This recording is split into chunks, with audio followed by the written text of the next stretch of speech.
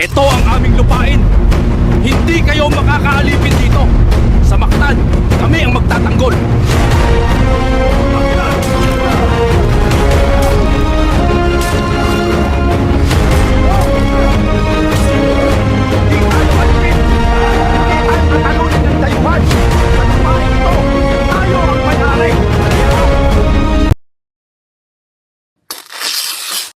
Do you even wonder what the Battle of Mactan reveals about Filipino identity? Let's unfold the past together.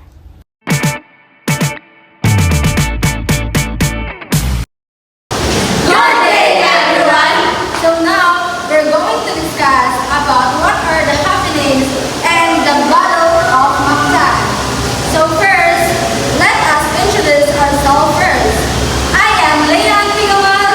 I am Mary Silvan. I am Shaina Garagaro. And I am Shalami Bijuman. And I am Christian Urban. I am Woodrow Brian. And I am Nani Maravilas. And we are the Group 4 Reporters. Are you ready to learn? Let's go! Hi, I am your first reporter and I'm going to discuss the Mactan Island. So, what is Mactan Island? Mactan Island, the inhabitants known as Visayas were described as having a complex society with elaborate permanent settlements, adorned with gold and engaged in versatile activities.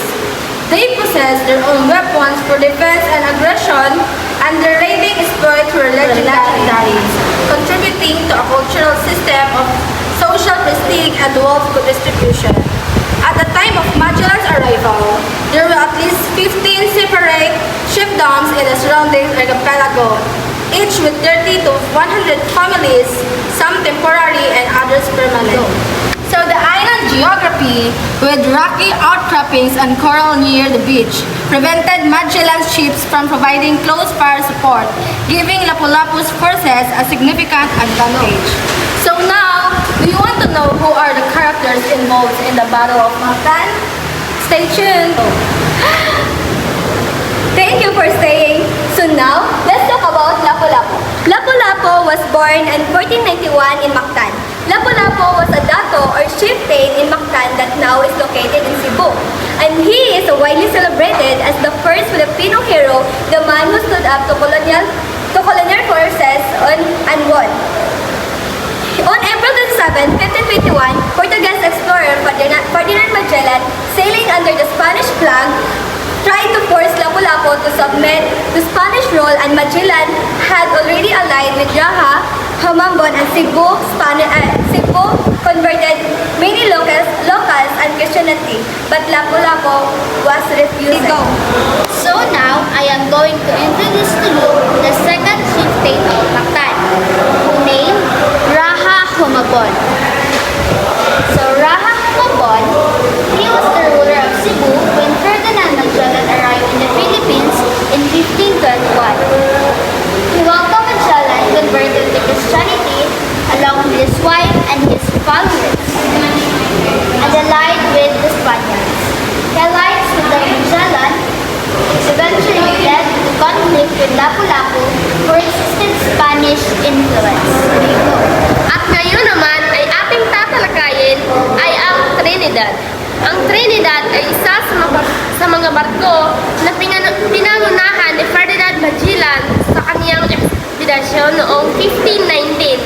Ang Trinidad ay ang flagship ng fleet ni Magellan at ito ang nagdala sa kanya at kaniyang mga tauhan sa pagtuklas ng mga bagong lupain. At ngayon, dumako naman tayo kung sino yung mga tao nga nakasakay sa barko. Unahin natin si Ferdinand Magellan. Si Ferdinand Magellan was a Portuguese explorer who led the first Spanish expedition of the Philippines in 1951. He allied with Raha Humabon of Cebu but faced resistance from Dato Lapu-Lapu of Mactan. In the Battle of Mactan, Magellan was killed, making Lapu-Lapu a symbol of Filipino resistance to colonization. Ito ang naging dalawang commander pagkatapos pinaslang si Ferdinand Magellan ni Lapu-Lapu sa labanan nila sa Mactan. Duarte Barbosa was a Portuguese explorer and brother-in-law of Ferdinand Magellan. After Magellan's death of the Battle of Mactan, Bourbon briefly took command of the expedition. However, he was killed in Cebu when Raha umabot when ambushed the Spaniards during a peace. So the second commander is Juan Soriano. He was a Spanish navigator in one of Ferdinand Magellan's campaigns during first circumnavigation of the world. After Magellan died, Juan Soriano became one of the leaders of expedition. Just like Duarte Barbosa, he was killed in Cebu during an ambush organized by Raha Humabon's men. His leadership did not last long.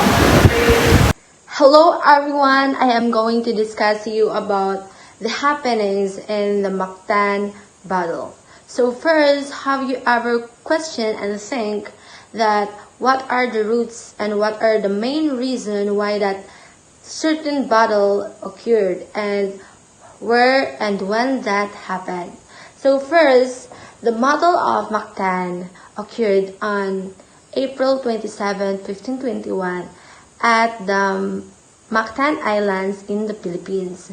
So first, that battle, it involves a lot of people, including the Portuguese explorer, which is the Ferdinand Magellan. He served the Spanish forces, and also the native warrior, or also known as the chieftain of Mactan, no other than but Lapu-Lapu. And also it is historically significant as the first records instance of the indigenous people resistance against the European colonization in the Philippines. So Magellan arrived in the Philippine archipelago in March 1521, and he officially landed on Homonhon Island and later on befriended with Raha Humabon and his wife,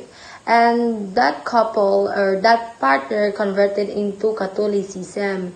So Magellan's, he is an explorer that aims to expand the Spanish or the Catholic or the Christianity over the world, and in a certain place he successfully get the chance or get the yes of the Raha Humabon.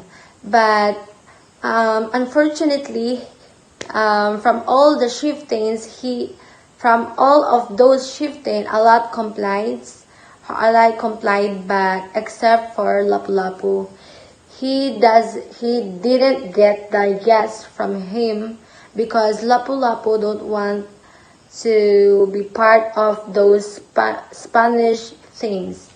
So additionally, Raha Humabon and Dato Zula, another chieftain of Mactan, collaborate and they give the urge to Magellan to confront Lapu-Lapu and subdue him. So with that, Magellan aims or goal is to solidify and harden their foundations, their allied foundations, and with that, Magellan explained to him the kinds of what are the rules or what are the things to do in order to defeat Lapu-Lapu. And on the morning, April 27, 1521, Magellan led his armed forces with armed staff, including axes, swords, shields, crossbows, and guns leading to the Mactan. And with that, Raha Humabon prepared his 500 Cebuano warriors, but they are assigned to only observe the war. The battle took place at low tide, preventing Magellan's ship from approaching the Chojo Traki. Outcropping in coral reef, this rendered their cannons ineffective. Magellan's men had waded through high water, making their advance difficult and exposing their legs to attack. Lapu-Lapu's forces estimated at 1,500 warriors, well prepared and outnumbered the Europeans significantly.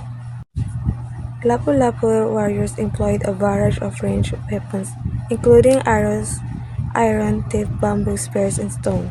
Despite the Spaniards' heavy armor, which offered some protection, the sheer volume of projectile and the natives' agility to made it difficult for the Europeans to land effective shots. Magellan attempted to demoralize the natives by setting fire to some houses, which only intensified their resolve.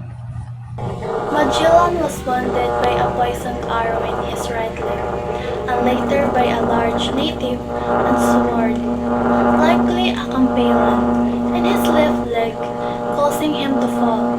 He was overwhelmed and killed by multiple Mactan warriors using spears and scimitars. Antonio Pigafetta, Magellan's chronicler, provided the primary account of the battle and Magellan's death, noting that the fight lasted for over an hour. 8 of Magellan's men and 4 Christian Indians also perished, with many more wounded. The Battle of Mactan is celebrated in the Philippines as a symbol of indigenous resistance, and Lapu-Lapu is revived as the country's first national hero. The victory delayed Spanish colonization of the Philippines for 44 years. Unit Miguel Lopez de Legazpi's expedition in 1565.